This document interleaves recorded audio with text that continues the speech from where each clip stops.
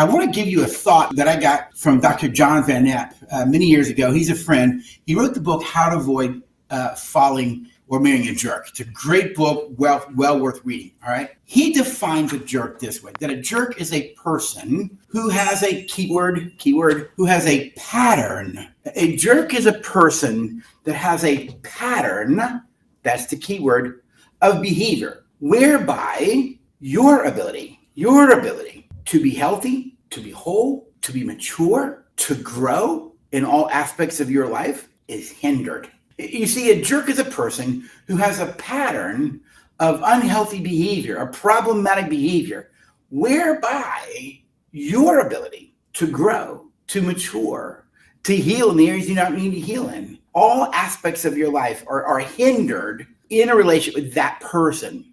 You see, I like the fact that he calls it a pattern, because we all act like jerks at times, don't we? We all act like a jerk at times.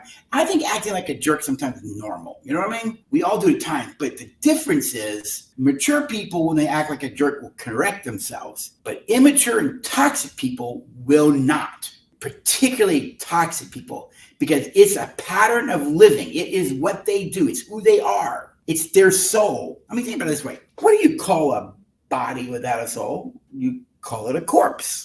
Right? And so what a person does in their body isn't the body, it's the soul. And whatever the soul is, the body is going to do, because a soul has to have a body to express itself.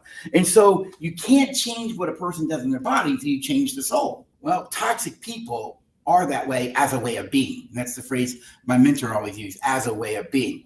And so when there's a toxicity around that, all right, then who they are as a way of being, a person with problematic behavior, right? That's who they are. But here's the thing. As long as you are in a relationship with someone who's that toxic, as long as you're in a relationship with someone who isn't healthy, who's deeply immature, who is destructive over time as a way of being, as a pattern, your ability, when you stay in a relationship with these people, your ability to heal if you need healing. My mentor, Lori Gordon, said to me once a long time ago, I'll never forget it. Luella had a lot of brokenness growing up in a broken home. She said, Rick, you could live your life in such a way that you're a healing energy to your wife, or you can live your life in such a way that you're a pain-invoking energy to your wife. You decide how you want to be as a way of being. Do you want to be a source of pleasure, or do you want to be a source of pain? If we understand love is an emotion. The emotion of love is not difficult. It's actually simple. Whenever we believe and feel that a person is a source of pleasure, or we anticipate them being a source of pleasure, then it creates a feeling, a desire for that person.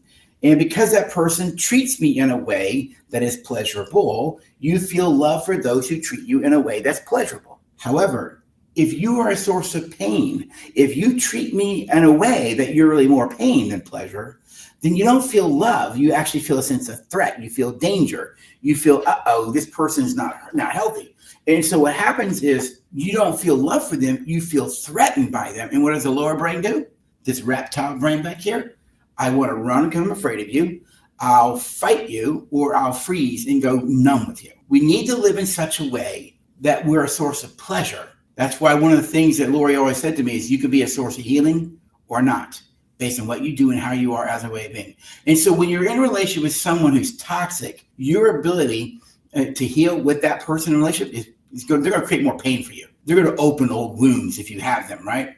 Your ability to mature spiritually, to mature emotionally, to mature intellectually is going to be hindered. I mean, it's not possible, but it's going to be hindered. Your ability to grow in those areas, your ability to flourish in those areas. Because people who are toxic are takers in the extreme. That's what they do. It's the best they know. All right, so let's jump into the message for today and talk about what are some traits of toxic people. What are some traits of toxic people? Now, I know that none of y'all watch me out there are toxic, but we all know people who are, right? All right, number one, toxic people at the core of their being, the core of their soul, are deeply insecure people. They're deeply insecure people.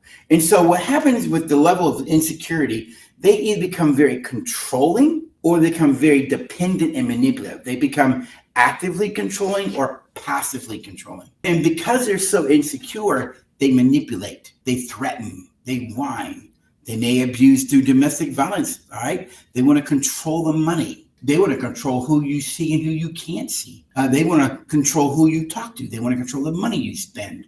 They want to control how much time you spend with the kids. You see, when you have a deep sense of insecurity, you're going to start treating people in very unhealthy, manipulative, controlling, and I also argue abusive ways long term. I don't think I was ever toxic in the severe sense, but I was always insecure. I've never been abusive. My wife would tell you that. I never went to those levels, but I was insecure most of my life growing up. To the degree that you're insecure, you don't love or respect yourself. And when you don't love and respect yourself, you can't love and respect other people because you're still trying to take from others. You need to control others in order for you to feel better about yourself. And toxic people can be addicts. They can have personality disorders like antisocial or psychopathic, all right? They have a lot of different traits. They're blaming. They never take responsibility. Why? Because insecurity won't allow me to. Because if I have to admit that I have these issues in my life, well then, now I have to face my insecurities. And I don't want to face my insecurities. I don't want to deal with those parts of me. I'd rather blame you for the things that I think and feel inside. Number 2 trait of toxic people is they're provoking. Because you're so insecure, they provoke.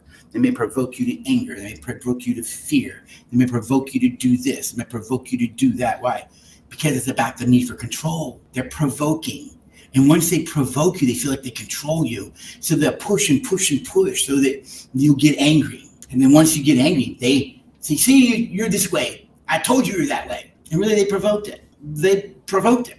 Why? It gives them a feeling of power. It gives them a feeling of control. It gives them a sense that they can control, manipulate you. And the more that you allow a toxic person to do this to you, the more you lose a sense of who you are. You lose a sense of your ability to manage yourself. You lose your sensibility to regulate yourself. One of the things you never do in a relationship is never give up yourself. I always call it get your voice and never lose your voice. Speak up, say what you want. We know there's 3 traits of healthy relationships and healthy marriage. Number 1, speak up, say what you want. You have to listen and you got to cooperate. Those are 3 essential skills. Speak up, listen, cooperate.